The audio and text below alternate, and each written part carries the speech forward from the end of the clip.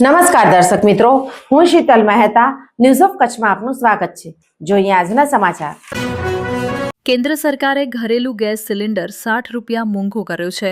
News agency ANIA સૂત્રોને ટાંકીને જણાવ્યું કે દિલ્હીમાં 14.2 કિલોગ્રામનો LPG ગેસ હવે 913 રૂપિયામાં મળશે. પહેલા તે 853 રૂપિયાનો હતો, જ્યારે 19 કિલોગ્રામના કોમર્શિયલ સિલિન્ડરમાં 115 રૂપિયાનો વધારો કરવામાં આવ્યો છે. તે હવે 1,883 રૂપિયામાં મળશે. વધેલી કિંમતો 7 માર્ચથી લાગુ પડશે. સરકારે ગેસના ભાવમાં વધારો એવા સમયે કર્યો છે જ્યારે અમેરિકા, ઇઝરાયેલ અને ઈરાન યુદ્ધને કારણે દેશમાં ગેસની અછતની સંભાવના વ્યક્ત કરવામાં આવી છે. આ સ્થિતિને જોતા સરકારે ઇમરજન્સી પાવરનો ઉપયોગ કરીને દેશની તમામ ઓઇલ રિફાઇનરી કંપનીઓને LPG ઉત્પાદન વધારવાનો આદેશ આપ્યો છે. મિડલ ઇસ્ટમાં વધતા તણાવથી ગેસનો પુરવઠો પ્રભાવિત થઈ શકે છે.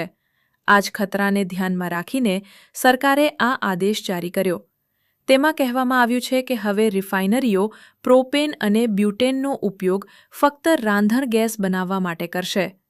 તમામ કંપનીઓએ પ્રોપેન અને બ્યુટેન ખરીદવા જોઈએ તેમ કંપનીઓએ પ્રોપેન અને બ્યુટેનનો સપ્લાયકારી તેલ કંપનીઓને કરવો પડશે.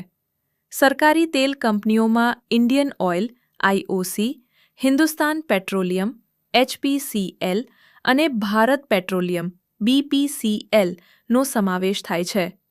તેનો હેતુ ગ્રાહકોને ગેસ સિલિન્ડરનો અવિરત પુરવઠો પૂરો પાડવાનો છે.